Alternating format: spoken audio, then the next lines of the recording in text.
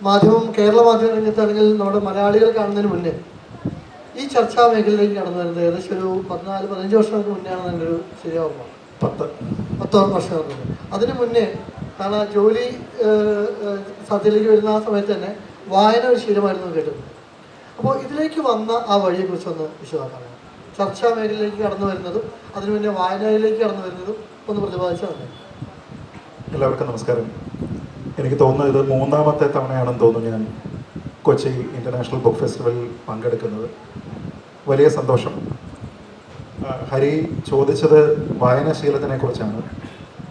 ചെറിയ ക്ലാസ് മുതൽ വായിക്കുന്നൊരു ശീലമുണ്ട്. അതിലൊരുപക്ഷെ ഏറ്റവും കൂടുതൽ ക്രെഡിറ്റ് കൊടുക്കേണ്ടത് 2 ആൾക്കാർക്കാണ്. ഒന്ന് കേരള ശാസ്ത്ര സാഹിത്യ പരിഷത്ത്. സ്കൂളിൽ നടന്ന ഏതോ ഒരു കോമ്പറ്റീഷനിൽ ഏതോ ഒരു സമയം പ്രൊഫസർ ശിവദാസിൻ്റെ വായിച്ചാലും തീരാത്ത പുസ്തകം എന്ന് പറഞ്ഞിട്ടുള്ള ഒരു പുസ്തകം സമ്മാനമായിട്ട് കിട്ടി. അത് വായിച്ചിട്ടുള്ള ആരെങ്കിലും ഇവിടെ ഉണ്ടോ? യെസ്. അത് ഒരുപക്ഷെ ഞാൻ ഏറ്റവും കൂടുതൽ ആവർത്തിച്ച് വായിച്ചിട്ടുള്ള ഒരു പുസ്തകം അത് തന്നെയായിരിക്കും. ഇത്രത്തോളം ഒരു പുസ്തകത്തിൻ്റെ ടൈറ്റിലിനോട് അതിൻ്റെ കോണ്ടന്റ് നീതി പുലർത്തുക എന്നത് ഞാൻ വേറെ പുസ്തകങ്ങളിൽ എങ്ങും കണ്ടിട്ടില്ല. അത്രത്തോളം ഗംഭീരമായ ആഖ്യാന ശൈലി, വളരെ ഗ്രാമീണമായിട്ടുള്ള പശ്ചാത്തലം. ഇപ്പോൾ നമ്മളൊക്കെ വളർന്നു വരുന്ന സമയത്ത് നമുക്ക് കൂടി കുറച്ച് റിലേറ്റ് ചെയ്യാൻ പറ്റുന്ന തരത്തിലുള്ള സാഹചര്യങ്ങൾ, ഇതൊക്കെ കൂടി വന്നതുകൊണ്ട് നമ്മുടെ ജീവിതവുമായി വലിയ ബന്ധമുണ്ട് എന്ന് തോന്നിയ സാഹചര്യങ്ങൾ ആ പുസ്തകത്തിലുണ്ട്. അപ്പോൾ ആ ഒരു പുസ്തകം തന്നെ എപ്പോഴും വായിക്കാനും പറ്റില്ലല്ലോ. അപ്പോൾ അതുകൊണ്ട് ശാസ്ത്ര സാഹിത്യ പരിഷത്തിൻ്റെ മറ്റ് പുസ്തകങ്ങൾ, പ്രൊഫസർ ശിവദാസിൻ്റെ തന്നെ മറ്റ് പുസ്തകങ്ങൾ, ഇതൊക്കെ വായിക്കുന്ന ഒരു ശീലമുണ്ടായി. അപ്പോൾ അതിനുശേഷം പിന്നീട് ശാസ്ത്ര സാഹിത്യ പരിഷത്തിൻ്റെ കുറേ പുസ്തകങ്ങൾ കൂടി വായിച്ചു. അങ്ങനെ ഇരിക്കുമ്പോൾ ഒരു ദിവസമാണ് കുറേ അധികം ഇടമറുകിൻ്റെ പുസ്തകങ്ങൾ കിട്ടുന്നത്, യുക്തിവാദം. അപ്പോൾ പിന്നെ അത് വായിക്കാൻ തുടങ്ങി.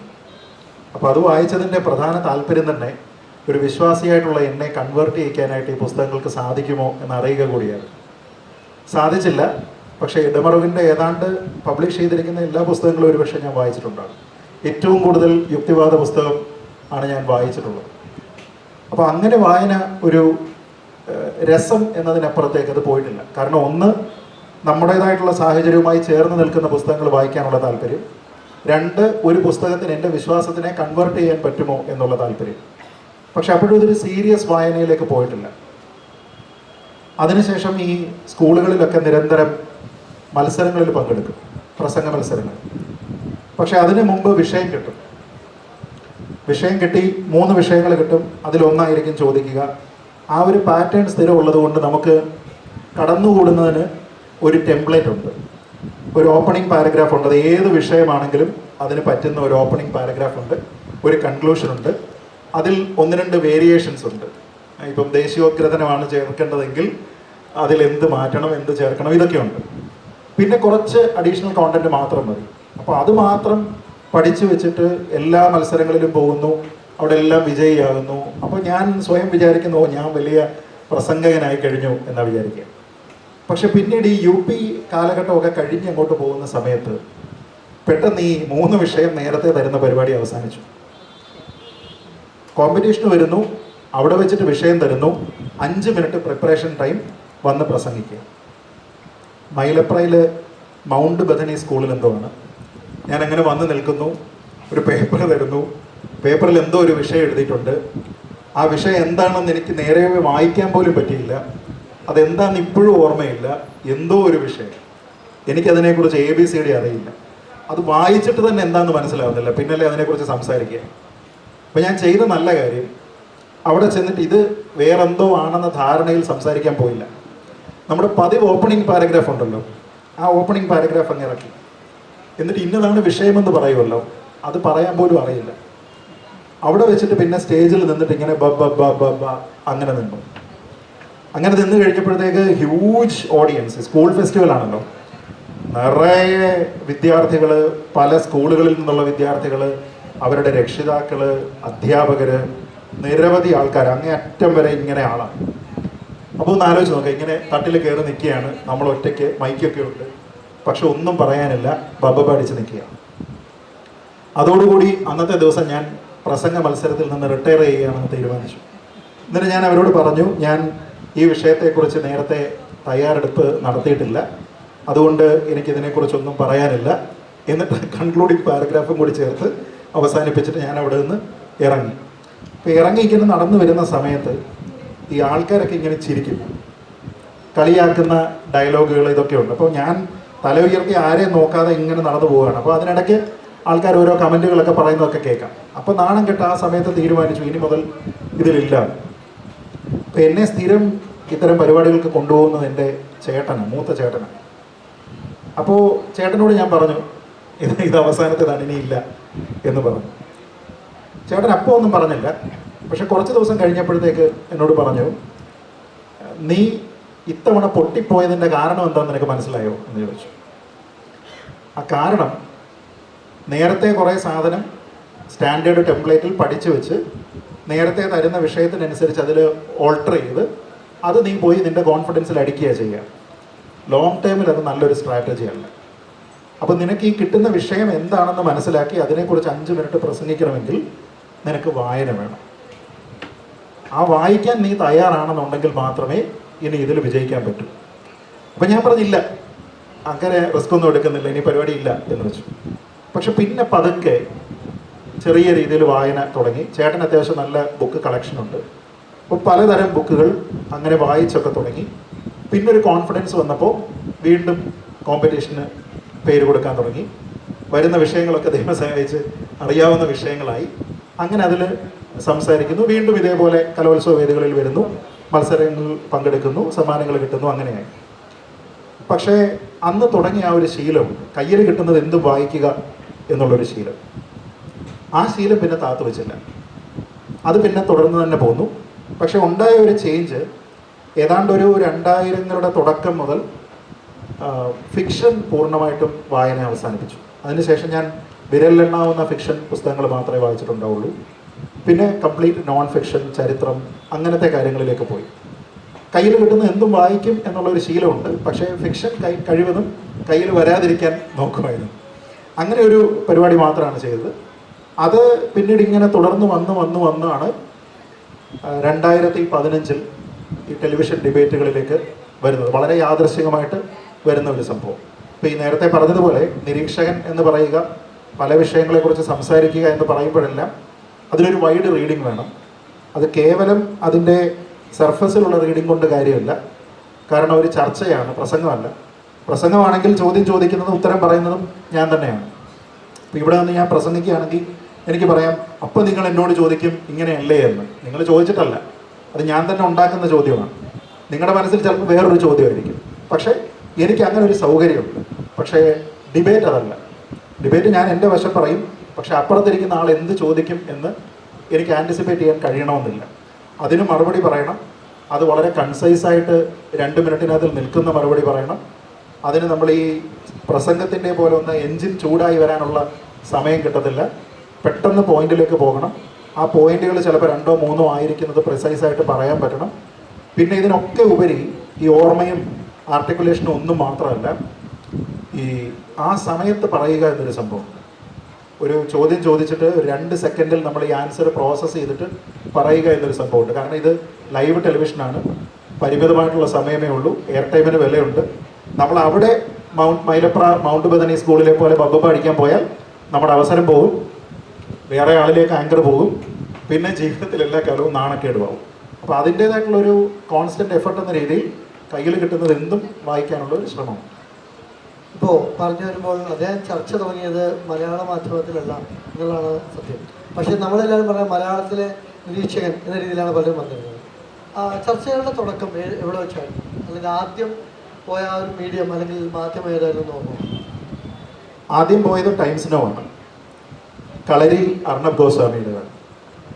അപ്പോൾ ഒരിക്കൽ ഞാൻ ഒരു റിസർച്ച് ചെയ്യുന്നുണ്ട്, ഹരിക്കറിയാൻ. അപ്പോൾ ആ ഒരു റിസർച്ചിൻ്റെ ഭാഗമായിട്ട് അതിൻ്റെ കുറച്ച് ഫൈൻഡിങ്സിനെ കുറിച്ച് ഒരു ലേഖനം എഴുതി തരുമോ എന്ന് ഇന്ത്യ ടുഡേ ഗ്രൂപ്പിൽ നിന്നൊരു എൻക്വയറി ഉണ്ടായി. അപ്പോൾ ആ സമയത്ത് ചെയ്തു കൊടുക്കാം എന്ന് പറഞ്ഞു. അങ്ങനെ അവർക്ക് വേണ്ടിയിട്ട് ഒരു ലേഖനം എഴുതി. ആ ലേഖനം വെൽ റിസീവ്ഡ് ആയിരുന്നു. അപ്പോൾ അത് കഴിഞ്ഞ് ഏതാണ്ട് ഒരാഴ്ചയോ മറ്റോ കഴിഞ്ഞപ്പോൾ അവർ ഒരു ലേഖനം കൂടി തരുമോ എന്ന് ചോദിച്ചു. അത് കൊടുത്തു, അത് പബ്ലിഷ് ചെയ്തു. അത് നല്ല രീതിയിൽ റിസീവ് ചെയ്യപ്പെട്ടപ്പോൾ അന്നത്തെ ഇന്ത്യ ടുഡേയുടെ എഡിറ്റർ അറ്റ് ലാർജ് കാവേരി ബംസായിയാണ്. അപ്പോൾ കാവേരി ബംസായി ഇത് അവരുടെ ചീഫ് എഡിറ്റർക്ക് അയച്ചു കൊടുത്തു. എന്നിട്ട് പറഞ്ഞു ഈസ് എ ന്യൂ റൈറ്റർ. അപ്പോൾ പുള്ളി റിസർച്ച് ബേസ്ഡ് ആയിട്ട് ഉള്ള ഒരു സംഭവത്തിനെ പറ്റി എഴുതിയ ആർട്ടിക്കിൾസ് ആണ്, just read it and give your opinion എന്ന് പറഞ്ഞു. അപ്പോൾ ഈ എഡിറ്റർ ഇത് വായിച്ചതിന് ശേഷം പറഞ്ഞു എനിക്കിത് ഇഷ്ടപ്പെട്ടു, അപ്പോൾ പുള്ളിക്ക് വേറെ കാര്യങ്ങളും എഴുതണമെന്നുണ്ടെങ്കിൽ we are okay to publish it എന്ന് പറഞ്ഞു. അപ്പോൾ അതൊരു അവസരമായിട്ട് കണ്ടു. പിന്നെ ഈ പല വിഷയങ്ങളെക്കുറിച്ച് എഴുതാൻ തുടങ്ങി. റിസർച്ച് ഓറിയൻറ്റഡ് അല്ലാത്ത, എൻ്റെ വിഷയങ്ങളല്ലാത്ത മറ്റു പല പൊളിറ്റിക്കൽ ഹിസ്റ്ററി റിലേറ്റഡ് വിഷയങ്ങളെക്കുറിച്ച് അങ്ങനെ എഴുതാൻ തുടങ്ങി. അങ്ങനെ പല വിഷയങ്ങളെക്കുറിച്ച് എനിക്ക് തോന്നുന്നത് ഒരു 50-ലധികം ലേഖനങ്ങൾ അവർക്ക് വേണ്ടി പബ്ലിഷ് ചെയ്തിട്ടുണ്ട്. അതിലൊരിക്കൽ ഒരുപക്ഷെ എല്ലാവരും ഓർക്കുന്നുണ്ടാകും, സുപ്രീം കോടതിയുടെ വളരെ അസാധാരണമായിട്ടുള്ള ഒരു നടപടി ഉണ്ടായി. യാക്കൂബ് മേമൻ എന്നുള്ള തീവ്രവാദിയെ തൂക്കിക്കൊല്ലുന്നതിന് വേണ്ടി റിപ്പീറ്റഡായിട്ട് അപ്പീൽസ് ഇങ്ങനെ കൊടുത്ത് ഒരു ദിവസം വെളുപ്പിനെ 5 മണിക്കോ മറ്റോ തൂക്കിക്കൊല്ലാനായിട്ട് വിധിച്ചിരിക്കുകയാണ്. പക്ഷേ ഫൈനലി ലാസ്റ്റ് ഒരു അപ്പീൽ കൂടി മൂവ് ചെയ്യുക.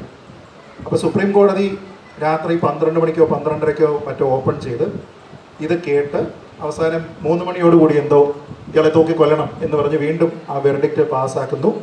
സ്റ്റേ ചെയ്യുന്നില്ല. പിന്നെ 2 മണിക്കൂറിനകം അയാളെ തൂക്കിക്കൊല്ലുകയാണ്. അപ്പോൾ ഇതിങ്ങനെ വലിയ കൊടുമ്പിരി കൊണ്ടിരിക്കുന്ന സമയത്ത് നമ്മുടെ നാട്ടിൽ ക്യാപിറ്റൽ പണിഷ്മെൻറ്റ് വേണോ വേണ്ടയോ എന്നുള്ളൊരു തർക്കമുണ്ടായി. ഒരു കുറ്റത്തിനും ഒരാളെ തൂക്കിക്കൊല്ലുന്നത് പരിഹാരമല്ല എന്ന് വിശ്വസിക്കുന്ന നിരവധി ആൾക്കാരുണ്ട്. അപ്പോൾ അതുകൊണ്ട് ക്യാപിറ്റൽ പണിഷ്മെൻറ്റ് വേണ്ട എന്ന് വാദിക്കുന്ന ഒരു വലിയ വിഭാഗം, വേണം എന്ന് വാദിക്കുന്ന വലിയൊരു വിഭാഗം. അപ്പോൾ നമ്മുടെ നാട്ടിലെ കൂടുതലും ആക്ടിവിസ്റ്റുകളായിട്ടുള്ള ആൾക്കാരെല്ലാം ക്യാപിറ്റൽ പണിഷ്മെൻറ്റ് വേണ്ട എന്ന നിലപാടാണ് എടുക്കുക. കൊല്ലണം എന്ന് പറയുന്ന കുറച്ച് ആൾക്കാർ മാത്രമേ ഉള്ളൂ. അപ്പോൾ എൻ്റെ ലേഖനത്തിൽ, അന്ന് ഞാനൊരു ലേഖനം പബ്ലിഷ് ചെയ്തു. ആ ലേഖനത്തിൽ യാക്കൂബ് മേമൻ കൊല്ലപ്പെടണം ഇന്ന കാരണങ്ങളാൽ എന്ന് പറഞ്ഞിട്ട് ക്യാപിറ്റൽ പണിഷ്മെൻറ്റിനെ സപ്പോർട്ട് ചെയ്തുകൊണ്ടൊരു ലേഖനം ഇട്ടു. അപ്പോൾ ഈ ലേഖനം അർണബ് ഗോസ്വാമി വായിച്ചു. എന്നിട്ട് അന്ന് ഉച്ച കഴിഞ്ഞപ്പോൾ എനിക്കൊരു കോള് വരുന്നു. എന്നിട്ട് പറഞ്ഞു ഇതുപോലെ ഈ ലേഖനം വായിച്ചു, ഞങ്ങൾക്ക് ഈ വ്യൂ ഇന്നത്തെ ചർച്ചയിൽ കിട്ടിയാൽ കൊള്ളാം എന്നുണ്ട്. അപ്പോൾ അതുകൊണ്ട് ഞങ്ങളുടെ കൂടെ ഇന്ന് രാത്രിയിലത്തെ ഡിബേറ്റിന് ഇരിക്കാമോ എന്ന് ചോദിച്ചു. അപ്പോൾ ഞാൻ അതിനു മുമ്പ് ടെലിവിഷൻ ഡിബേറ്റുകളിൽ ഇരുന്നിട്ടില്ല, ലൈവ് ഡിബേറ്റുകളിൽ ഇരുന്നിട്ടില്ല. അപ്പോൾ ഞാൻ പറഞ്ഞു ഓക്കെ ഇരിക്കാം എന്ന് പറഞ്ഞു. അപ്പോൾ ട്രിവാൻഡ്രത്ത് ടൈംസ് നൗവിൻ്റെ ഓഫീസുണ്ട്, അവർ വന്ന് കൊണ്ടുപോവുകയെല്ലാം ചെയ്യും എന്ന് പറഞ്ഞു. ഞാൻ പറഞ്ഞു ഓക്കെ. അപ്പോൾ എന്നോട് പറഞ്ഞു ഒപ്പം പങ്കെടുക്കുന്നത് മഹാത്മാഗാന്ധിയുടെ ഗ്രേറ്റ് ഗ്രാൻഡ് സൺ തുഷാർ ഗാന്ധിയാണ്, പിന്നെ സുപ്രീം കോടതിയിലെ ഏതൊക്കെയോ സീനിയർ അഡ്വക്കേറ്റ്സ് ഒക്കെ ഉണ്ട്. അപ്പോൾ അത് കുഴപ്പമില്ലല്ലോ എന്ന് ചോദിച്ചു. ഞാൻ പറഞ്ഞു ഞാൻ എൻ്റെ അഭിപ്രായം എന്ന് പറഞ്ഞു, അവരുടെ അല്ലല്ലോ, അപ്പോൾ അതുകൊണ്ട് എനിക്ക് പ്രശ്നമില്ല എന്ന് പറഞ്ഞു. അങ്ങനെ ഇരുന്നു. അപ്പോൾ ഞാൻ ഓർത്ത് ഓക്കെ ഇന്ന പോയിൻ്റൊക്കെ പറയാം എന്ന് വിചാരിച്ച് ഞാനിങ്ങനെ വൈകുന്നേരം സ്റ്റുഡിയോയിലേക്ക് പൊക്കോണ്ടിരിക്കുക, അവരുടെ വണ്ടിയാണ് പൊക്കോണ്ടിരിക്കുക. അപ്പോൾ അർണബിൻ്റെ എഡിറ്റർ എന്നെ വിളിക്കുക. എഡിറ്റർ എന്നെ വിളിച്ചിട്ട് എന്നോട് ചോദിച്ചു you not the drill right, എന്താണ് ചർച്ചയിൽ ചെയ്യേണ്ടതെന്ന് അറിയാമല്ലോ അല്ലേ? ഞാൻ പറഞ്ഞാൽ അറിയാം, എനിക്കറിയാം, എനിക്ക് പോയിൻ്റൊക്കെ ഉണ്ട്. നോ നോ നോ, ഞാൻ അതല്ല പറയുന്നത്, you know what you need to do അല്ലേ? ഞാൻ പറഞ്ഞാൽ അറിയാം, പറയാം. No no no, you need to shout. അപ്പോൾ ഞാൻ ചോദിച്ചു പുള്ളി പറഞ്ഞു you need to shout, otherwise your voice will not be heard. ഞങ്ങൾക്ക് ഷൗട്ടിംഗ് ആണ് വേണ്ടത് എന്ന് പറഞ്ഞു. അപ്പോൾ ഞാൻ പറഞ്ഞു I'm not prepared for that, അത് പറ്റില്ല. അപ്പോൾ മേ ബി ഇനി ഫ്യൂച്ചറിൽ ചിലപ്പോൾ പറ്റുമായിരിക്കും, പക്ഷേ ഇപ്പോൾ എന്തായാലും ഞാൻ അതിന് പ്രിപ്പയർഡ് അല്ല എന്ന് പറഞ്ഞു. അപ്പോൾ പുള്ളി പറഞ്ഞു my only piece of advice for you is to shout at the top of your voice, otherwise your voice will not be heard. അപ്പോൾ ഇത് വളരെ സത്യമാണെന്ന് 10 കൊല്ലം കഴിയുമ്പോഴും എനിക്കറിയാം. ഇപ്പോൾ മലയാള മാധ്യമങ്ങൾ പലപ്പോഴും ഷൗട്ട് ചെയ്യുന്ന അവസ്ഥ അല്ല, എന്നാലും മലയാള മാധ്യമങ്ങൾ വളരെ ഭേദം ഇത് ആ സമയത്ത് പോലും. പക്ഷേ അന്ന് ഒരു തുടക്കക്കാരനായതുകൊണ്ടും പിന്നെ അപ്പുറത്തിരിക്കുന്ന മഹാരഥന്മാരുടെയൊക്കെ പണ്ടേ കയറി ഷൗട്ട് ചെയ്യണ്ടല്ലോ എന്ന് കരുതി ഞാൻ മിണ്ടാതിരുന്നപ്പോൾ അർണബ് എല്ലാവരോടും മിണ്ടാതിരിക്കും എന്ന് പറഞ്ഞ് ക്രോസ് ടോക്ക് ചെയ്യാൻ വന്ന ആൾക്കാരോടൊക്കെ മിണ്ടാതിരുത്തിപ്പിച്ചിട്ടാണ് എന്നെ കൊണ്ട് സംസാരിപ്പിക്കുന്നത്. അതാണ് ആദ്യം. ഇന്നിപ്പോൾ അതിൻ്റെ ആവശ്യമില്ല, എന്നാലും അങ്ങനെ അതൊരു ശക്തമായ നിലപാട്. കാരണം അന്ന് തന്നെ അത് യാക്കോബിനെ തൂക്കിക്കൊല്ലണം അല്ലെങ്കിൽ അതെന്തിന് എന്നുള്ള കൃത്യമായ നിലപാടുകൾ അത് വ്യക്തമാക്കി പറഞ്ഞു എന്നുള്ളതാണ് ശരി. ഇപ്പോഴും അതേ ചർച്ചകൾക്ക് പോകുമ്പോൾ പലപ്പോഴും ഒരു ഗഹനമായ ഒരു വായനയ്ക്ക് ശേഷമാണ് പോകുന്നത് മനസ്സിലാക്കിയിട്ടുള്ളത്. ഈ ജോലി തിരക്കുകളുടെ ഇടയിൽ അദ്ദേഹം ഒരു സോഫ്റ്റ്വെയർ ഫീൽഡിൽ വർക്ക് ചെയ്യുന്ന ആളാണ്. തിരക്കുകൾ, സോഫ്റ്റ്വെയർ ഫീൽഡിലുള്ള തിരക്കുകൾ നമുക്ക് എല്ലാവർക്കും അറിയുന്നതാണ്. കാരണം ഐ ടി നഗരമായിട്ടുള്ള കൊച്ചിയിൽ എങ്ങനെയാണ് ഐ ടി നഗരത്തിൽ ആളുകൾ ഓടുന്നത് നമുക്കൊക്കെ അറിയാം. അങ്ങനെയുള്ളൊരു ജോലി തിരക്കിൻ്റെ ഇടയിൽ ഈ വായനയും ഈ ചർച്ചയിലേക്ക് പോകുന്നത് എങ്ങനെയാണ് സാധ്യമാകുന്നത്? അല്ല, ഇത് സമയം കിട്ടുന്നില്ല എന്ന് നമ്മൾ ചിന്തിക്കുന്നത് അതൊരു തോന്നൽ മാത്രമാണ്. നമുക്കിഷ്ടമുള്ള ഏത് കാര്യവും ചെയ്യാൻ നമ്മൾ സമയം കണ്ടെത്തും, അല്ലേ? ഇപ്പോൾ മോഹൻലാലിൻ്റെ നല്ലൊരു സിനിമ വന്നു, അല്ലെങ്കിൽ ഇതാ ഇപ്പോൾ മോഹൻലാലിൻ്റെ മകൻ്റെ ഒരു സിനിമ വന്നു, നല്ല അഭിപ്രായം കേൾക്കുന്നു, നമുക്ക് കാണണമെന്ന് തോന്നുന്നു, നമ്മൾ എങ്ങനെയെങ്കിലും സമയം കണ്ടെത്തി പോയി കാണും. ഇന്നല്ലെങ്കിൽ നാളെ നമ്മളത് കാണാം. വീക്കെൻഡ് നമ്മൾ അതിനനുസരിച്ച് പ്ലാൻ ചെയ്യും. ഇപ്പോൾ കൊച്ചിയിൽ ഒരു നല്ല ഫ്ലവർ ഷോ വരുന്നു, അല്ലെങ്കിൽ നല്ലൊരു ഭക്ഷ്യമേള വരുന്നു, നമ്മൾ സമയം കണ്ടെത്തി നമ്മളതിന് പോകും. നമ്മുടെ താല്പര്യങ്ങൾക്ക് അക്കോമഡേറ്റ് ചെയ്യാനുള്ള സമയം നമ്മൾ എങ്ങനെയും കണ്ടെത്തും. ഒരാൾ നമ്മളെ വിളിച്ചതിന് ശേഷം പറയുകയാണ്, ഇതാ ഇന്ന ഒരു കാര്യം നിങ്ങൾ എനിക്ക് ചെയ്തു തരണം എന്ന് പറയും. നമുക്ക് താല്പര്യം ഉണ്ടെങ്കിൽ അയാൾ രണ്ടാമതൊന്നും വിളിക്കാതെ തന്നെ നമ്മളത് ചെയ്തു കൊടുക്കും. താല്പര്യമില്ലെങ്കിലോ നമ്മളപ്പോൾ പറയും, അശ്ശോ കുറച്ച് തിരക്കിലാണ്, ഞാൻ നോക്കാം എന്ന് പറയും, അല്ലേ? നമ്മളെല്ലാവരും ഉപയോഗിക്കുന്ന നമ്പറാണ്. തലകുലിക്കുന്നതിന് ഒരു മടിയും വേണ്ട ചേച്ചി, നമ്മളെല്ലാവരും അങ്ങനെ തന്നെയാണ്. അപ്പം നമുക്ക് താല്പര്യമുള്ള വിഷയത്തിന് നമ്മൾ എപ്പോഴും അതിന് വേണ്ടിയിട്ട് ടൈം കണ്ടെത്തും. താല്പര്യം ഇല്ലാത്ത വിഷയത്തിന് മാത്രമാണ് നമ്മൾ പിന്നീടാകാം, അടുത്ത ആഴ്ചയാകാം, അല്ലെങ്കിൽ എനിക്ക് തിരക്കാണ് എന്നൊക്കെ പറയുന്നത്. അപ്പോൾ ഈ സമയമില്ല എന്ന് നമ്മൾ പറയുന്ന ഒരു വലിയ കള്ളമാണ്. സമയമുണ്ട്, സമയം കണ്ടെത്താം.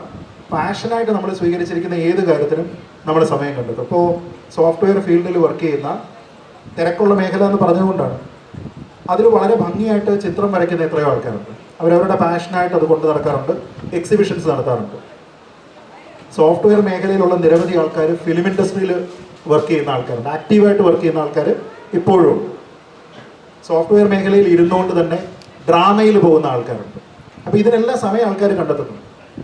ഞാനുമായിട്ടുള്ള ഒറ്റ വ്യത്യാസം, നമ്മൾ ഓൾമോസ്റ്റ് എല്ലാ ദിവസവും ഈ പരിപാടി ചെയ്യുന്നുണ്ട്. അപ്പോൾ നമുക്ക് കറക്റ്റായിട്ട് പ്ലാൻ ചെയ്ത് ചെയ്യുക എന്നുള്ളതിന് എളുപ്പമല്ല, കാരണം ഓൾമോസ്റ്റ് എല്ലാ ദിവസവും ഈ പരിപാടിയുണ്ട്.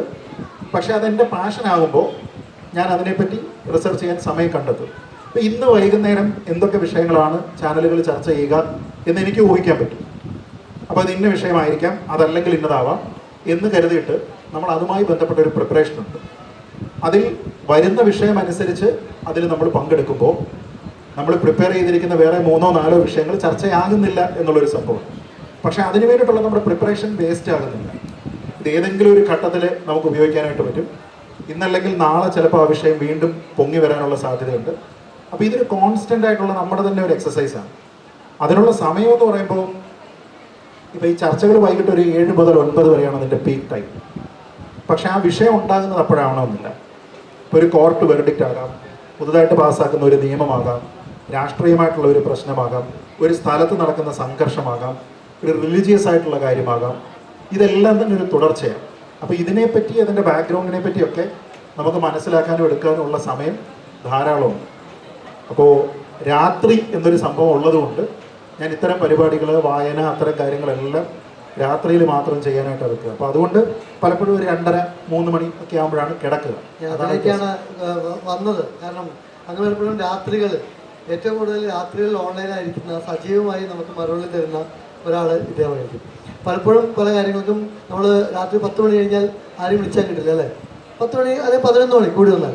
പക്ഷെ എന്നാൽ 11 മണിക്ക് ശേഷം എന്തെങ്കിലും ആവശ്യമുണ്ടെങ്കിൽ മറുപടികൾക്ക്, അല്ലെങ്കിൽ നമുക്ക് എന്തെങ്കിലും ചോദ്യങ്ങൾക്ക് മറുപടികൾ കിട്ടണമെങ്കിൽ ഇദ്ദേഹത്തിനെ കോൺടാക്ട് കിട്ടാറുണ്ട്. പക്ഷേ വായന ഇടയിലൂടെ അതിനും സമയം കണ്ടെത്തുന്ന സുഹൃത്തുക്കളുമായി നല്ല സുഹൃത്തുബന്ധമുള്ള ഒരു ശ്രീ പണിക്കരുണ്ട്.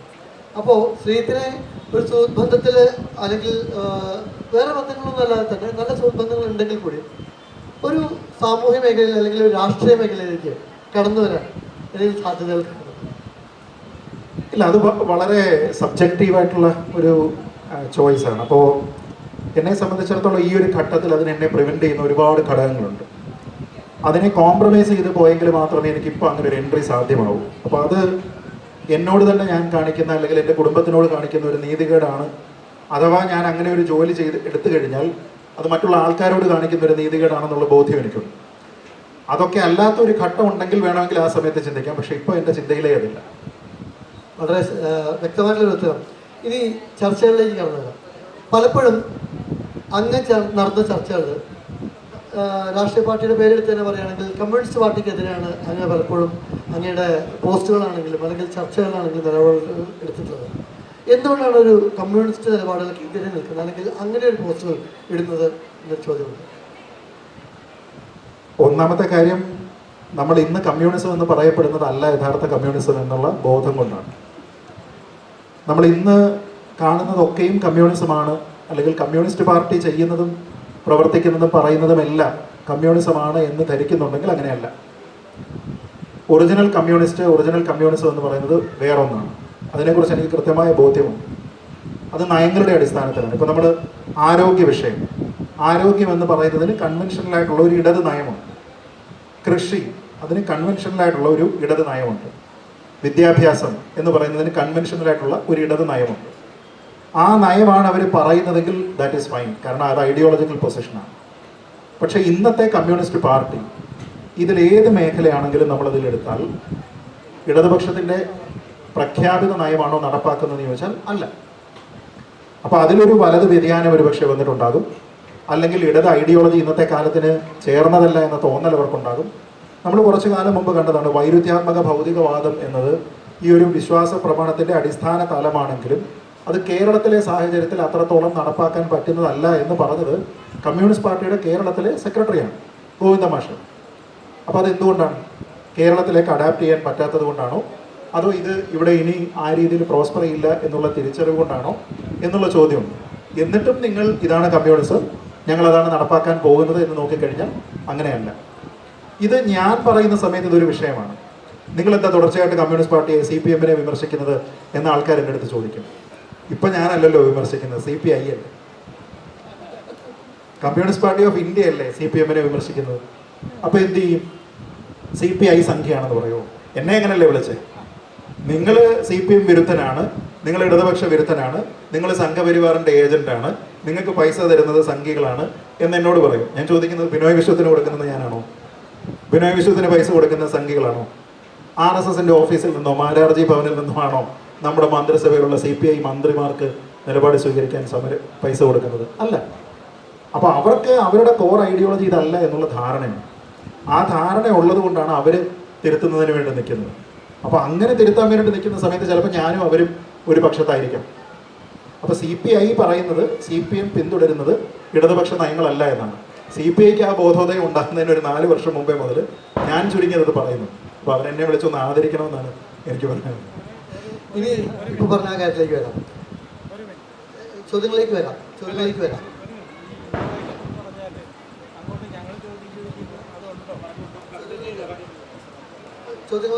ചോദ്യങ്ങളിലേക്കുള്ള അവസരമുണ്ട്. അവസാനം 5 മിനിറ്റ് ചോദ്യങ്ങളിലേക്ക്. അപ്പോൾ ഈ പറഞ്ഞ ഇതിലേക്ക് വരുമ്പോൾ ഇപ്പോൾ താങ്കൾ തന്നെ സൂചിപ്പിച്ചു സംഘി എന്ന പട്ടം കിട്ടിയെന്ന്. അപ്പോൾ ആൻറ്റി BJP എന്ന രീതിയിൽ പലപ്പോഴും അങ്ങനെ വിളിച്ചിട്ടുണ്ട്. ഈ പറയുന്ന BJP രാഷ്ട്രീയ പ്രസ്ഥാനത്തിലുള്ളവർ തന്നെ അങ്ങനെ ആൻറ്റി BJP ആണ് എന്ന് പറഞ്ഞിട്ടുണ്ട്. അപ്പോൾ ശരിക്കും താങ്കളുടെ നയം എന്താണ്? രാഷ്ട്രീയം വ്യക്തമാക്കാൻ താല്പര്യമുണ്ട്? അല്ല, ഒരു വിഷയാധിഷ്ഠിതമായിട്ടുള്ള നയം എന്നുള്ളതാണ് നല്ലത്. ഞാൻ വിചാരിക്കുന്നത് അത് എൻ്റെ മാത്രം പോളിസി അല്ല. കേരളത്തിലുള്ള ഇലക്ടറേറ്റിൻ്റെ ബഹുഭൂരിപക്ഷവും വിഷയാധിഷ്ഠിതമായിട്ട് മാത്രം നിലപാട് സ്വീകരിക്കുന്ന ആൾക്കാരാണ്. അതല്ലാതെ ഇവിടെയുള്ള എല്ലാ ആൾക്കാർക്കും പക്ഷമോ രാഷ്ട്രീയമോ ഉണ്ട് എന്ന് ഞാൻ കരുതുന്നില്ല. രാഷ്ട്രീയം ഉണ്ടാകാം, കാരണം രാഷ്ട്രത്തെ സംബന്ധിക്കുന്നതെന്നാണ്. പക്ഷേ കക്ഷി രാഷ്ട്രീയത്തിൻ്റെ തടവറയിലുള്ള മലയാളികളുടെ എണ്ണം വളരെ വളരെ കുറവാണ്. 10% ചിലപ്പോൾ കണ്ടാലായി. ബാക്കി ഞാൻ വിശ്വസിക്കുന്നത് 90%. പണ്ട് ഞാൻ പറയായിരുന്നു 10% ഞാൻ ചിന്തിക്കുന്ന പോലെ ചിന്തിക്കുന്നതാണെന്ന്. അല്ല, കഴിഞ്ഞ നാളിലുള്ള ഈ നമ്മുടെ തെരഞ്ഞെടുപ്പിൻ്റെ റിസൾട്ട് സൂചിപ്പിക്കുന്നത് കേരളത്തിലെ ഒരുപക്ഷെ 90%-ഓളം ആൾക്കാർ നമ്മളെങ്ങനെ ചിന്തിക്കുന്നോ അതേപോലെ തന്നെ ചിന്തിക്കുക, അതായത് ഇൻഡിപെൻഡൻ്റ് ആയിട്ട് ചിന്തിക്കുകയാണ്. അതല്ല എങ്കിൽ 2019 ലോക്സഭാ തെരഞ്ഞെടുപ്പ് വരുന്ന സമയത്ത് ഒരേ സെറ്റ് ഓഫ് ആൾക്കാർ വോട്ട് ചെയ്ത് ഇടതുപക്ഷത്തിന് 1 സീറ്റും UDFന് 19 സീറ്റും ലോക്സഭയിലേക്ക് കിട്ടുന്നത് എന്തുകൊണ്ടാണ്? ഇടതുപക്ഷത്തിന് കേരളത്തിലാകെ 1 സീറ്റ് കിട്ടും, 19 സീറ്റ് നഷ്ടമായി. അവിടുന്ന് 2 വർഷം കഴിഞ്ഞ് 2021 നിയമസഭാ തെരഞ്ഞെടുപ്പ് വന്നപ്പോൾ ഇടതുപക്ഷത്തിന് 99 സീറ്റ് കിട്ടി. ബാക്കിയുള്ള ആൾക്കാർക്ക് ഏതാണ്ട് 40 ചില്ലറ സീറ്റ് കിട്ടി. പുതിയ വോട്ടർമാരാണോ? ഈ വോട്ടർമാരെ മുഴുവൻ പുതുതായിട്ട് കൊണ്ടുവന്നതാണോ? അല്ല. 2 വർഷം മുമ്പ് വോട്ട് ചെയ്തിരുന്ന അതേ വോട്ടർമാർ പുതുതായിട്ട് ആഡ് ചെയ്തതും നേരത്തെ ഉള്ളതിൽ വോട്ട് ചെയ്യാൻ പറ്റാത്ത സാഹചര്യത്തിലേക്ക് പോയതുമായിട്ടുള്ള ഒരു ചെറിയ പെർസെൻറ്റേജ് ഉണ്ടാകും, അത്രേ ഉള്ളൂ. പക്ഷേ ഇതേ ആൾക്കാർ ആ സമയത്ത് വേറൊരു തീരുമാനമെടുത്തു. ഇത് 2021. 3 വർഷം കഴിഞ്ഞ് 2024 ആയപ്പോൾ വീണ്ടും ഒരു ലോക്സഭാ തെരഞ്ഞെടുപ്പ് വന്നപ്പോൾ ഈ ആൾക്കാർ 18 സീറ്റ് വീണ്ടും UDFന് കൊടുത്തു, 1 സീറ്റ് BJPക്കും 1 CPMനും കൊടുത്തു. അപ്പോൾ ഇതോ 2021 വോട്ട് ചെയ്ത അതേ ആൾക്കാരാണ് 24 തിരിച്ചു ചെയ്തത്. ഇനി ഇവരെല്ലാവരും 2019 പോലെ UDF-കാരായിരുന്നെങ്കിൽ 2021 ഇപ്പോൾ കോൺഗ്രസ് ഭരിച്ചോ? ഇല്ല. എന്നാൽ ഇവരൊക്കെ 2021 പോലെയൊക്കെ ചിന്തിച്ചിരുന്നുവെങ്കിൽ കേരളത്തിലെ സീറ്റ് 18 സീറ്റ് CPM-ന് കിട്ടണമായിരുന്നു. കിട്ടിയോ? ഇല്ല. അപ്പോൾ അതിനർത്ഥം ഒരു തെരഞ്ഞെടുപ്പ് വരുന്ന സമയത്ത് വിഷയാധിഷ്ഠിതമായിട്ട് നമ്മുടെ സംസ്ഥാനത്തിന്, നമ്മുടെ നാടിന്, നമുക്ക് ഗുണം എന്താണ് എന്ന രീതിയിലത്തേക്ക് ചിന്തിക്കുന്ന ആൾക്കാരുള്ളത്. ഇതിലൊരൊറ്റ വ്യത്യാസം മാത്രമേ ഉള്ളൂ. ഇപ്പം ഞാനൊരു വിഷയത്തിൽ ഒരു നിലപാടെടുക്കുകയാണെങ്കിൽ അതേ നിലപാട് പ്രതിസ്ഥാനത്ത് വേറൊരു പാർട്ടി വരുമ്പോഴോ വേറൊരു വ്യക്തി വരുന്ന സമയത്തോ ഞാൻ മാറ്റുന്നുണ്ടോ എന്നുള്ള ചോദ്യം മാത്രമേ ഉള്ളൂ. അതായത് ഇപ്പോൾ മാവോയിസ്റ്റ് വേട്ടയിൽ ഞാൻ കേന്ദ്ര സർക്കാരിൻ്റെ നിലപാടിനെ പിന്തുണയ്ക്കുന്നെങ്കിൽ അതേ നിലപാട് സംസ്ഥാന സർക്കാർ സ്വീകരിച്ചാൽ ഞാൻ ഇരട്ടത്താപ്പ് കാണിക്കുന്നുണ്ടോ, ഞാനതിനെ എതിർക്കുന്നുണ്ടോ എന്നുള്ളത് മാത്രമേ ഉള്ളൂ. എൻ്റെ പൊസിഷൻ കൺസിസ്റ്റൻ്റ് ആയിരിക്കണം. അങ്ങനെ കൺസിസ്റ്റൻസി ഞാൻ കാണിച്ചിട്ടുണ്ട് എന്നുള്ള ഉത്തമ ബോധ്യം എനിക്കുള്ളത് കൊണ്ട് എൻ്റെ നിലപാട് വിഷയങ്ങൾക്ക് അധിഷ്ഠിതമാണ്, രാഷ്ട്രീയമോ വ്യക്തി കേന്ദ്രീകൃതമോ അല്ല. ഒരു ചെറിയ ഉദാഹരണം പറയാം. കാർഷിക നിയമങ്ങൾ വന്നപ്പോൾ അത് വിവാദമായി. ഡേ 1 മുതൽ ഞാൻ ആ 3 കാർഷിക നിയമങ്ങളെയും പിന്തുണച്ച് സംസാരിച്ചയാളാണ്. എൻ്റെ നിലപാട് മാറിയില്ല. ഒരു വർഷം കഴിഞ്ഞപ്പോഴത്തേക്ക് BJP-യുടെ നിലപാട് മാറി, പ്രധാനമന്ത്രിയുടെ നിലപാട് മാറി, BJP പാർട്ടിയുടെ നിലപാട് മാറി. നിലപാട് മാറാൻ പല കാരണങ്ങളുണ്ടാകാം. പഞ്ചാബിലെ തെരഞ്ഞെടുപ്പ് കാരണമായേക്കാം, മറ്റെന്തെങ്കിലും ദേശ സുരക്ഷയുണ്ട് എന്നുള്ള, അതിൽ പ്രശ്നങ്ങളുണ്ട് എന്ന രീതിയിലത്തേക്കുള്ള ഇൻ്റലിജൻസ് കിട്ടിയിട്ടുണ്ടാകാം. എന്തായാലും അവർ നിലപാട് മാറ്റി. എന്നാൽ BJP മാറ്റിയില്ല, ഞാനും കൂടെ മാറ്റിയേക്കാം എന്ന് ഞാൻ പറഞ്ഞില്ല. ഞാൻ പറഞ്ഞത് ഇപ്പോഴും ഞാൻ വിശ്വസിക്കുന്നത് ആ കാർഷിക നിയമങ്ങൾ നാടിന് ഗുണമാണെന്നാണ്. ഇനി അത് കൊണ്ടുവന്ന് നാട്ടിൽ സംഘർഷം ഉണ്ടാക്കി അതിനുശേഷം പിന്നീട് അത് പിൻവലിക്കാനായിരുന്നുവെങ്കിൽ അതിൻ്റെ പേരിൽ ഇവിടെ ഉണ്ടായിരിക്കുന്ന പ്രശ്നങ്ങളുടെ ഉത്തരവാദിത്തം ഏറ്റെടുത്ത് പ്രധാനമന്ത്രി നരേന്ദ്രമോദി രാജിവെക്കണമെന്ന് ചാനൽ ചർച്ചയിൽ പറഞ്ഞ ആളാണ്. അപ്പോൾ എൻ്റെ നിലപാടെന്ന് പറയുന്നത് ഏതെങ്കിലും ഒരു പ്രത്യേക രാഷ്ട്രീയ പാർട്ടിയെ സംരക്ഷിക്കുന്നതിനല്ല, മറിച്ച് ആ നിലപാടാണ്. ഇതേ നിലപാട് നാളെ BJP എതിർക്കുകയും CPM-ഓ കോൺഗ്രസോ സപ്പോർട്ട് ചെയ്യുകയും ചെയ്താൽ ഞാൻ ആ പക്ഷത്തായിരിക്കും. അതാണ് ദേശീയതയിൽ ഊന്നിക്കൊണ്ടുള്ള ഒരു നിലപാട് എടുക്കുവാൻ സാധിക്കുന്നു എന്നുള്ളതാണ് ശ്രീജിത്തിൻ്റെ വിഷയം. ഇനി കുറച്ച് പേഴ്സണൽ ലൈഫിലേക്ക് കടന്നു വരാം. അങ്ങയുടെ ഭാര്യ, കുട്ടി തുടങ്ങിയവരെ കുറിച്ചൊന്നും കുറച്ചു കാലം മുന്നേ വരെ അങ്ങ് സമൂഹങ്ങളിൽ അല്ലെങ്കിൽ സമൂഹ മാധ്യമങ്ങളിലൊന്നും പ്രതിപാദിച്ചിട്ടില്ല. എന്നാൽ ഈയിടെയായിട്ട് ശ്രീജിത്തിൻ്റെ കുടുംബത്തെ നമ്മൾ സോഷ്യൽ മീഡിയ വഴി കാണുന്നു. അത് അദ്ദേഹത്തിന് ദോഷം ചെയ്യുമോ എന്ന് പലരും ചോദിക്കുന്ന കാര്യങ്ങളുണ്ട്. അതിന് ഏത് ആംഗിളാണ് കാണാൻ ഉദ്ദേശിക്കുന്നത്? ഇല്ല, അങ്ങനെ ഒരു ബോധപൂർവമായിട്ടുള്ള ശ്രമമൊന്നും അവരെ ഒളിപ്പിച്ചു വെക്കാനോ അല്ലെങ്കിൽ അവരെ ഏതെങ്കിലും ഒരു പ്രത്യേക ദിവസം മുതൽ ശരി നിങ്ങൾ പബ്ലിക് ആയിക്കോളൂ എന്നൊന്നും തീരുമാനിച്ചിട്ടുള്ളതല്ല. അതിലുണ്ടായ ഒരൊറ്റ ചെറിയ ചേഞ്ചേ ഉള്ളൂ. ഒന്ന് അവർക്ക് ഈ മീഡിയയിൽ നിൽക്കുക, അവർ എവിടെയെങ്കിലും കവർ ചെയ്യപ്പെടുക, ഇതൊന്നും അവർക്ക് താല്പര്യമുള്ള ആൾക്കാരല്ല ഒന്നാമത്. അതുകൊണ്ട് തന്നെ ഒരിക്കൽ ആനീസ് കിച്ചൺ എന്ന് പറഞ്ഞിട്ടുള്ള ഒരു പ്രോഗ്രാമുണ്ട്. ആ പ്രോഗ്രാമിലേക്ക് ഒരു ഇൻവൈറ്റ് വന്നപ്പോൾ ഞാൻ ആദ്യം വിളിച്ച് എൻ്റെ അടുത്ത് ഇതുപോലെ പറഞ്ഞപ്പോഴേ ഞാൻ പറഞ്ഞു, ഇല്ല, എൻ്റെ ഫാമിലി പൊതുവെ ഇതിനൊന്നും താല്പര്യമുള്ള ആൾക്കാരല്ല, അപ്പോൾ അതുകൊണ്ട് ഞാൻ മാത്രമായിട്ട് വന്നിട്ട് കാര്യമില്ലല്ലോ, അതുകൊണ്ട് നമുക്കത് വേണ്ട എന്ന് പറഞ്ഞു. അപ്പോൾ ഞാൻ പിന്നീട് എപ്പോഴോ കാഷ്വലായിട്ട് അടുത്ത ദിവസവും മറ്റോ വീട്ടിൽ ഇങ്ങനെ പറഞ്ഞു, കഴിഞ്ഞ ദിവസം ആനീസ് കിച്ചണിൽ നിന്ന് വിളിച്ചായിരുന്നു ഫാമിലിയായിട്ട് ഒരു പ്രോഗ്രാമിന്, ഇപ്പോൾ ഞാൻ വേണ്ടെന്ന് പറഞ്ഞു എന്ന് പറഞ്ഞു. ഉടനെ വൈഫും മോളും എൻ്റെ അടുത്ത് ചോദിച്ചു, അതെന്തിനാ വേണ്ടെന്ന് പറഞ്ഞേ എന്ന് ചോദിച്ചു. ഞാൻ പറഞ്ഞേ, നിങ്ങൾ ഇതുവരെ ഒരു പരിപാടിക്കും വന്നിട്ടില്ല, അതുകൊണ്ട്. അല്ലല്ല, ഇത് ഞങ്ങൾക്ക് വലിയ ഇഷ്ടമുള്ള പരിപാടിയാണ്, അതുകൊണ്ട് അതിൽ പോകാം എന്ന് പറഞ്ഞു. അപ്പം ഞാൻ പിന്നെ അവരെ തിരിച്ച് വിളിച്ചിട്ട് ഞാൻ അവരോട് പറഞ്ഞു. അപ്പോൾ എന്തായാലും അവർക്ക് എക്സ്പോഷറായി. അപ്പോൾ അതുകൊണ്ട് പിന്നെ അവർക്ക് അതൊരു ബുദ്ധിമുട്ടില്ല എന്നുള്ളത് മാത്രമല്ല, അത് ഞാനായിട്ട് പ്രത്യേകിച്ചൊന്നും ചെയ്തിട്ടില്ല. അതൊരു ശരിയായിട്ട് പറഞ്ഞാൽ നമ്മുടെ തിരിച്ചറിവ് കൂടിയാണ്. കാരണം ചില സമയങ്ങളിൽ നമ്മളെടുക്കുന്ന തീരുമാനങ്ങളായാലും അല്ലെങ്കിൽ നമ്മൾ വീട്ടിലിരിക്കുന്നവരെ തീരുമാനങ്ങൾ മനസ്സിലാക്കുന്നില്ല എന്ന് അങ്ങനെ തോന്നുന്നു. അല്ല, അങ്ങനെയില്ല. പൊതുവേ മുമ്പും പലരും ഫാമിലി ഇൻ്റർവ്യൂ ചെയ്യട്ടെ എന്നൊക്കെ ചോദിച്ചിട്ട് വിളിച്ചിട്ടുണ്ട്, പ്രത്യേകിച്ച് ഓണം അങ്ങനത്തെ ഇവൻറ്റുകളൊക്കെ വരുന്ന സമയത്ത്. അപ്പോഴെല്ലാം ഞാൻ വീട്ടിൽ ചോദിച്ചിട്ടുള്ളപ്പോൾ ഇവർക്ക് താല്പര്യമില്ല. അപ്പോൾ അതുകൊണ്ട് ഞാൻ പറയില്ല, അവർക്ക് താല്പര്യമില്ല, അതുകൊണ്ട് അങ്ങനെ എടുത്തിട്ട് കാര്യമില്ല എന്ന് പറയും. അതാണ് അവരുടെ ധാരണ എന്ന് ഞാൻ മനസ്സിലാക്കി. അവരെപ്പോഴെങ്കിലും പ്ലേറ്റ് മാറ്റുമെന്ന് ഞാൻ അറിഞ്ഞു. വളരെ രസകരമായ രീതിയിലാണ് അദ്ദേഹം കുടുംബത്തെക്കുറിച്ച് പറഞ്ഞു വന്നത്. ഇനി ഇന്നത്തെ യുവതലമുറയെ കുറിച്ച് വരാം. ഇപ്പോൾ വായന കൊച്ചു കാലം മുതൽ തന്നെ, കുട്ടിക്കാലം മുതൽ തന്നെ ഉണ്ടായിരുന്നു എന്ന് പറഞ്ഞു.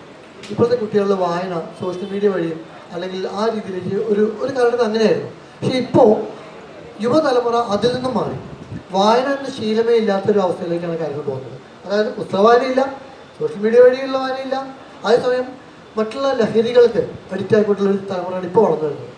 അതിനെ എങ്ങനെ മാറ്റാം, അല്ലെങ്കിൽ അതിലെന്താണ് നമുക്ക് സമൂഹത്തിന് ചെയ്യാൻ സാധിക്കുന്നത് എന്നാണ് ചെയ്തു തരുന്നത്? അതിന് ഒരുപാട് കാര്യങ്ങളുണ്ട്. അതായത് വായന എന്നുള്ള ഒരൊറ്റ പരിഹാരമല്ല. സത്യത്തിൽ കുട്ടികൾക്ക് സമയമുള്ളത് കൊണ്ടും എനർജി ഉള്ളത് കൊണ്ടുമാണ് അവർ ഈ മറ്റ് പല കാര്യങ്ങളിലേക്ക് പോവുക. ഇപ്പം നമ്മൾ പറയും നമ്മുടെ തലമുറ കുറച്ചുകൂടി ഡിസിപ്ലിൻഡ് ആയിരുന്നു പണ്ട് കാലത്ത്, ഇന്ന് കുട്ടികളൊക്കെ ഗെയിംസിന് അഡിക്റ്റ് ആണ് എന്ന് പറയും. നമ്മുടെ കാലത്ത് ഗെയിംസ് ഇല്ലാതിരുന്നോണ്ടാണ് അല്ലേ? നമ്മുടെ കാലത്ത് ഒരുപക്ഷെ നമ്മുടെ കാലത്ത് മറ്റേ ഇല്ല പാമ്പ് ഇരയെ വിഴുങ്ങുന്ന മറ്റേ സാധനം ഉണ്ടായിരുന്നു, ബ്രിക്ക് ഗെയിമോ ഉണ്ട്. അത് കിട്ടിയ സമയത്ത് എന്ത് താല്പര്യത്തോടു കൂടിയാണ് നമ്മൾ കളിച്ചത് അല്ലേ? അത് ഇല്ലാതിരുന്ന സമയത്ത് നമ്മൾ കുട്ടിക്കോലി കളിക്കാൻ പോയി. ടി വി വന്ന സമയത്ത് നമ്മൾ ടി വിയുടെ മുന്നിൽ ഇരിക്കാൻ തുടങ്ങി. ഇന്നത്തേതുപോലെ മൊബൈൽ ഫോണും ഗെയിമിങ്ങും നമുക്ക് അന്ന് ഉണ്ടായിരുന്നെങ്കിൽ നമ്മളും അതിന് അഡിക്റ്റ് ആയിരുന്നു. അപ്പോൾ ഓരോ കാലഘട്ടത്തിനനുസരിച്ചിട്ടുള്ള മാറ്റമുണ്ട്. ഇപ്പോൾ നമ്മൾ പുസ്തകങ്ങളിലേക്ക് ഒരു കാലഘട്ടത്തിൽ ഇൻട്രൊഡ്യൂസ് ചെയ്യപ്പെടുന്നു. നമുക്ക് വായിക്കണമെങ്കിൽ പത്രമോ മാസികകളോ പുസ്തകങ്ങളോ അല്ലാതെ മറ്റൊന്നും ഉണ്ടായിരുന്നില്ല. പക്ഷെ പിന്നീട് എനിക്ക് കൃത്യമായിട്ട് അറിയാം, ഇവിടെയുള്ള പലർക്കും അറിയാം, 2000ങ്ങളുടെ തുടക്കത്തിലാണ് നമുക്ക് ഈ ഇൻ്റർനെറ്റിൻ്റെ അവൈലബിലിറ്റി കൂടുതലായി വരുന്നത്. അതോടുകൂടി ബൾക്ക് ഓഫ് ദ റീഡിങ് ഓൺലൈനായിട്ട് മാറുകയാണ്. അപ്പോൾ അതിൻ്റെ സങ്കേതങ്ങൾ വന്നു തുടങ്ങി. ഇപ്പോൾ ഒരു പുസ്തകം ഇറങ്ങുമ്പോൾ ഉടനെ തന്നെ അതിൻ്റെ ഇ ബുക്ക് ഇറങ്ങും. അപ്പോൾ ഇ ബുക്ക് നമുക്ക് വായിക്കാം. കിൻഡിൽ പോലെയുള്ള പിന്നെ ഗാഡ്ജറ്റുകൾ വരാൻ തുടങ്ങി. ഐപാഡിൽ നമുക്ക് വായിക്കാം, മൊബൈൽ ഫോണിൽ വായിക്കാം. അപ്പോൾ കേവലം ഈ പുസ്തകം എന്നതിൽ നിന്ന് മാറിയിട്ട് അത് വായിക്കാനുള്ള മറ്റ് തലങ്ങളുണ്ടായി. ഇന്നിപ്പോൾ വേണമെങ്കിൽ ജനറേറ്റീവ് AI പോലെയുണ്ട്, അല്ലെങ്കിൽ ChatGPT പോലെയുള്ള ടൂൾസ് ഉണ്ട്. നമുക്കൊരു പുസ്തകത്തിനെ പറ്റി അതിൻ്റെ കൺസൈസ് ആയിട്ടുള്ള ഒരു അറിവ് വേണമെങ്കിൽ, ആ പുസ്തകത്തിലുള്ള ഒരു സ്റ്റേറ്റ്മെൻറ്റ് അതിലെ തന്നെയാണോ എന്ന് വെരിഫൈ ചെയ്യണമെങ്കിൽ ഇന്ന് നമുക്ക് ChatGPTയോ ഗ്രോക്കോ ഒക്കെ ഉപയോഗിക്കാം അല്ലേ? അപ്പോൾ ഇത് എല്ലാം നമുക്ക് ഉപയോഗിക്കാൻ പറ്റുന്ന മാർഗ്ഗങ്ങളാണ്. കൺവീനിയൻസ് എന്ന് പറഞ്ഞുള്ള ഒരു കാര്യമുണ്ട്. നമ്മളിപ്പോൾ ഒരു ഐപാഡ് കൊണ്ട് നടക്കുകയാണെങ്കിൽ ഐപാഡിൽ ആയിരക്കണക്കിന് പുസ്തകങ്ങൾ നമുക്ക് അതിൽ സ്റ്റോർ ചെയ്യാം. പല പുസ്തകങ്ങൾ ഒരേ സമയം വായിക്കാം. ഇതെല്ലാം ബുക്ക് മാർക്ക് ചെയ്യാൻ എളുപ്പമാണ്. വായിച്ചു പോയൊരു കാര്യം മറന്നു പോകാതെ അയ്യോ അത് ഏത് പുസ്തകത്തിൻ്റെ എത്രാമത്തെ പേജിലായിരുന്നു എന്ന് ഓർത്തിരിക്കേണ്ട ആവശ്യമില്ല. സെർച്ച് ചെയ്താൽ കണ്ടുപിടിക്കാം. അങ്ങനെ കുറേയധികം കൺവീനിയൻസ് ഉണ്ടായിട്ടുണ്ട്. അപ്പോൾ ഞാൻ മനസ്സിലാക്കുന്നത് വായന മരിച്ചിട്ടൊന്നുമില്ല, കുട്ടികൾ വായിക്കുന്നുണ്ട്. പക്ഷേ ഉള്ള ഒരു കാര്യം, ഒരു ഫോക്കസ്ഡ് ആയിട്ട് ഏതെങ്കിലും ഒരു കാര്യത്തിലേക്ക് പോകാനായിട്ട് ഒരു പക്ഷേ കുട്ടികൾക്ക് വീട്ടിൽ നിന്നോ അല്ലെങ്കിൽ അവർ പഠിക്കുന്ന സ്ഥാപനങ്ങളിൽ നിന്നോ ഉള്ള ഒരു പിന്തുണ, ഒരു ബാക്കിംഗ് കിട്ടുന്നുണ്ടോ എന്നുള്ള കാര്യത്തിൽ എനിക്ക് വലിയ സംശയമുണ്ട്. അത് പറയാൻ കാര്യം, ഞാൻ പറഞ്ഞില്ല, ഈ കുട്ടികളെ സംബന്ധിച്ചിടത്തോളം അനിയന്ത്രിതമായിട്ടുള്ള എനർജിയുണ്ട്. അമ്മമാരായിട്ടുള്ള ആൾക്കാർക്ക് നന്നായിട്ട് അറിയാം. ഈ എനർജി എവിടെയെങ്കിലുമൊക്കെ ഡൈവേർട്ടായി പോകണം. കേവലം പഠിത്തം അതുകൊണ്ട് മാത്രം കാര്യമില്ല. കളിക്കാൻ കുട്ടികൾ പോകണം. ഇന്ന് എത്ര കുട്ടികൾ പ്രോപ്പറായിട്ട് കളിക്കാൻ പോകുന്ന സാഹചര്യമുണ്ട്, പണ്ടത്തെ പോലല്ല. അപ്പോൾ അവരുടെ എനർജി സ്പെൻഡ് ആവണം. ആ എനർജി ഡൈവേർട്ട് ചെയ്ത് വിടുന്നതിനുള്ള മാർഗങ്ങളാണ് കളി, വായന, കരാട്ടെ പോലെ മാർഷൽ ആർട്സ് ഒക്കെ പഠിക്കാൻ വേണ്ടിയിട്ട് പോവുക, സംഗീതം, ഇങ്ങനെയുള്ള എല്ലാ കാര്യങ്ങളും. ഈ കലാവാസനയുള്ള കുട്ടികൾ, വര പഠിക്കാൻ പോകുന്ന ആൾക്കാർ, ഇതെല്ലാം ഇവർ കുറച്ച് കഴിയുമ്പോൾ ഇവരിതിലുമായിട്ട് ട്യൂൺഡ് ആകും. ആ സമയത്ത് ഇതൊരു ലഹരിയായിട്ട് മാറും. ആ ലഹരിയാണ് സത്യത്തിൽ നമ്മൾ ഈ പറയുന്ന സമൂഹത്തിനെ കാർന്നു തിന്നുന്ന ലഹരിയുടെ ശരിയായ മറുമരുന്ന്. അത് വായനയുണ്ടെങ്കിൽ അതിലാണ് കുട്ടിക്ക് താല്പര്യമെങ്കിൽ വായന പ്രോത്സാഹിപ്പിക്കാം, കലകളാണെങ്കിൽ കലകൾ പ്രോത്സാഹിപ്പിക്കാം, കായികമാണെങ്കിൽ കായികം പ്രോത്സാഹിപ്പിക്കാം, മറ്റേതെങ്കിലും മേഖലകളാണെങ്കിൽ അത് പ്രോത്സാഹിപ്പിക്കാം. കുട്ടിയുടെ പാഷൻ രക്ഷിതാവിൻ്റെ പാഷൻ തന്നെ ആകണം എന്ന് നിർബന്ധം പിടിക്കാതിരുന്നാൽ മതി. ഇപ്പോൾ നമ്മുടെ നാട്ടിലൊന്ന് ആലോചിച്ച് നോക്കുക, സ്പോർട്ട് എന്ന് പറയുന്ന ഒരു കാര്യത്തിന് കേവലം സ്കൂളിൽ നിന്ന് തിരിച്ചു വന്നതിന് ശേഷമുള്ള അരമണിക്കൂർ കളി എന്നതിനപ്പുറത്തേക്ക് ഒരു കരിയറാക്കി മാറ്റാൻ പറ്റും എന്ന് ഇന്ന് കേരളത്തിലുള്ള ആൾക്കാരും തിരിച്ചറിഞ്ഞു, പേരൻസ് തിരിച്ചറിഞ്ഞു അല്ലേ? ഇപ്പോൾ എനിക്കറിയാവുന്ന എൻ്റെ ഫ്രണ്ട്സായിട്ടുള്ള കൊളീഗ്സായിട്ടുള്ള നിരവധി ആൾക്കാരുടെ കുട്ടികൾ പ്രൊഫഷണൽ ക്രിക്കറ്റ് കോച്ചിങ്ങിന് പോകുന്ന ആൾക്കാരുണ്ട്, പ്രൊഫഷണൽ ടെന്നീസ് കോച്ചിങ്ങിന് പോകുന്ന ആൾക്കാരുണ്ട്. അതെന്തുകൊണ്ടാണ്? അവർ പണം മുടക്കി കിറ്റ് വാങ്ങി കുട്ടികൾക്ക് കൊടുത്ത് എല്ലാ വീക്കും കൃത്യമായി അവരെ ക്ലാസ്സുകളിൽ കൊണ്ടുപോയി ട്രെയിൻ ചെയ്യിപ്പിച്ച് കൊണ്ടുവരുന്നത്. ഇവന് ടാലൻ്റ് ഉണ്ടെങ്കിൽ നാളെ ഇവനൊരു പക്ഷേ അണ്ടർ 15 കയറും, അണ്ടർ 19 കയറും, സ്റ്റേറ്റിന് കളിക്കും, അവന് ഓപ്പർച്യൂണിറ്റി ഉണ്ട്. നാളെ ഒരു IPL കോൺട്രാക്ട് കിട്ടിയാൽ അവൻ്റെ ലൈഫ് സെറ്റാണെന്ന് ഈ പേരൻസ് ചിന്തിക്കുന്നുണ്ട്. നമ്മുടെ കാലത്ത് ഉണ്ടോ പോയിരുന്ന് പഠിയടാ എന്ന് മാത്രമായിരിക്കും പറയുക. ഞാൻ പറയുന്ന ആ ഒരു ചേഞ്ച് ഉണ്ടായിട്ടുണ്ട്. ഇന്നിപ്പോൾ ഇന്ത്യയുടെ വനിതാ ക്രിക്കറ്റ് ടീം ലോകകപ്പ് ജയിച്ചു.